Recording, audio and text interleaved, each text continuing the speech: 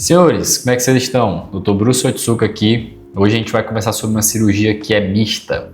É uma cirurgia estética e ao mesmo tempo é uma cirurgia reparadora.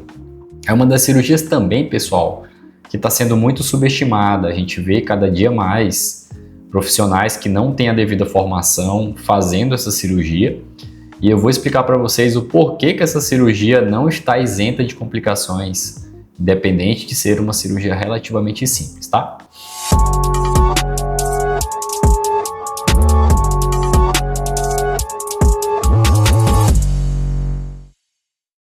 Senhores, meu nome é Bruce Otsuka, eu sou médico residente de cirurgia plástica e hoje a gente vai conversar sobre blefaroplastia. A blefaroplastia é uma cirurgia que explodiu nos últimos anos, a gente está vendo cada vez mais demanda, porque é uma cirurgia que entrega um resultado muito bom, ela dá um rejuvenescimento facial muito interessante, com um tempo de recuperação curto. É uma cirurgia de complexidade baixa a moderada, porque ela também tem complicações, como eu falei para vocês. Porém, é uma cirurgia que tem um tempo de repouso aí relativamente curto, então assim, as pessoas voltam às atividades, né, elas conseguem fazer, em 1 ou 2 semanas elas estão fazendo absolutamente tudo, tá? Mas vamos lá, primeiro de tudo, qual é a indicação dessa cirurgia? A gente indica a blefaroplastia para uma condição chamada blefarocalase, que é o excesso de pele nas pálpebras, principalmente nas pálpebras superiores, as pálpebras de cima, tá? As pessoas que desenvolvem esse tipo de condição, elas têm tanta sobra de pele que isso começa a dificultar com o passar do tempo a abertura ocular.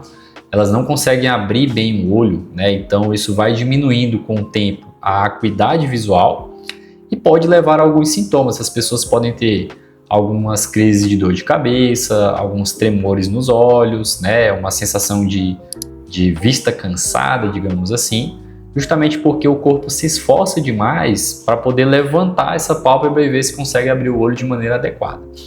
Pode também estar associado a um quadro de ptose, né, que é quando a pálpebra realmente não consegue mais subir, e aí existem alguns outros graus de classificação para esse tipo de problema, mas no geral o que acontece é isso, é o excesso de pele associado com excesso de bolsas de gordura, que ficam causando aqueles edemas, aqueles inchaços, né? E dá uma aparência de que você está sempre cansado, mesmo você dormindo uma quantidade boa de horas, né, de sono e tendo uma rotina relativamente tranquila.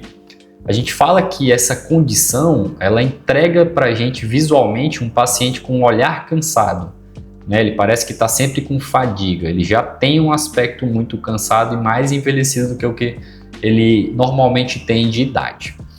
E como que funciona essa cirurgia? Essa cirurgia, ela, como eu falei para vocês, ela é de baixo porte, né? É uma cirurgia relativamente simples e ela é feita com anestesia local. Em alguns casos, quando a gente quer tratar também a pálpebra inferior, a gente pode associar a uma sedação e se o paciente for um paciente que quer ter um conforto maior ainda, a gente indica até anestesia geral para poder fazer os dois procedimentos, né? A parte superior e a parte inferior, e tratar ali algumas cirurgias associadas, algum tipo de laser, algum tipo de peeling, um microagulhamento, uma injeção de gordura, né, um nanofat, tudo isso pode ser feito ali no mesmo procedimento. Por ser uma cirurgia rápida, a gente pode associar com outras cirurgias, a gente não tem problema com isso, claro, desde que o tempo cirúrgico não se prolongue muito, né? Então assim, é uma cirurgia que constantemente a gente aproveita uma anestesia para poder utilizar e fazer ela também. O pré-operatório ele é igual a de outras cirurgias, né? A gente precisa avaliar, claro, o paciente, se ele realmente tem a indicação clássica para fazer o procedimento. São pedidos exames de sangue, exames de coagulação, risco cirúrgico e uma avaliação cardiológica também ali para ver se esse paciente tem algum tipo de comorbidade, algum tipo de problema cardíaco que vai contraindicar essa cirurgia. Mas no geral, um pré-operatório relativamente tranquilo. O intraoperatório, como eu expliquei para vocês, a gente resseca o excesso de pele, tira, né, parcialmente as bolsas de gordura, a gente esvazia esses compartimentos de bolsa de gordura e sutura, né, dá o ponto ali naquela região, de maneira que a nossa cicatriz fique numa posição que ela se esconda com o passar do tempo. Então é uma cirurgia que costuma deixar muito pouco sinal de que foi feito. A gente só percebe mesmo o rejuvenescimento do paciente com o processo de pós-operatório maduro, né, com 6 meses, com 1 ano de cirurgia, Se a gente não conhecesse esse paciente, a gente vai dizer que aquilo ali está tudo dentro normal, porque as cicatrizes ficam muito discretas e muito disfarçadas. O pós-operatório, como eu falei, é um pós-operatório de retorno rápido. Normalmente as primeiras 48 horas são mais críticas, que a gente indica um repouso um pouco mais constante. E depois disso um repouso relativo. O paciente pode voltar às atividades. Normalmente ele retoma sua rotina com 2 semanas, um tempo de recuperação relativamente baixo. Mas na primeira semana ele já consegue fazer praticamente tudo que ele fazia anteriormente.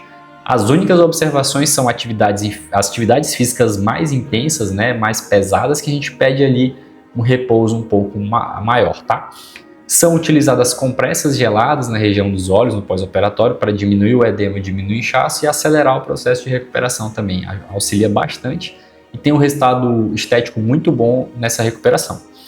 As cicatrizes, como eu disse para vocês, são cicatrizes pequenas, discretas. Na maioria das vezes a gente não consegue perceber que esse paciente fez essa cirurgia.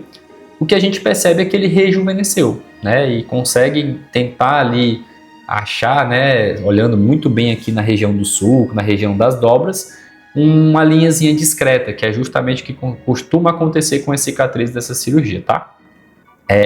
A melhora da qualidade de vida, ela é impactante porque é uma cirurgia curta que rejuvenesce muito, o olhar muda, então a pessoa fica com o olhar mais descansado, ela tem uma aparência melhor, ela parece que está, voltando alguns anos atrás, está rejuvenescendo realmente. E claro, a abertura ocular desse paciente melhora, a acuidade visual às vezes tende a melhorar, ela vai sentir menos fadiga, ela vai fazer menos esforço para manter os olhos abertos. E isso tudo impacta positivamente na vida dessa pessoa, tanto esteticamente, o que ela vai ver no espelho, quanto no dia a dia, utilizando ali a visão dela de uma maneira melhorada, digamos assim, para passar, o dia a dia. É isso, pessoal, que eu tinha para conversar sobre blefaroplastia com vocês. Espero que vocês tenham gostado desse vídeo. Se você gostou, por favor, deixe o seu like aqui. Compartilhe esse vídeo com mais pessoas para a gente entregar essa informação para mais pessoas aqui nesse canal, beleza? Espero que vocês tenham gostado. A gente se vê em breve nos próximos vídeos. Obrigado por vocês terem assistido até aqui e até mais.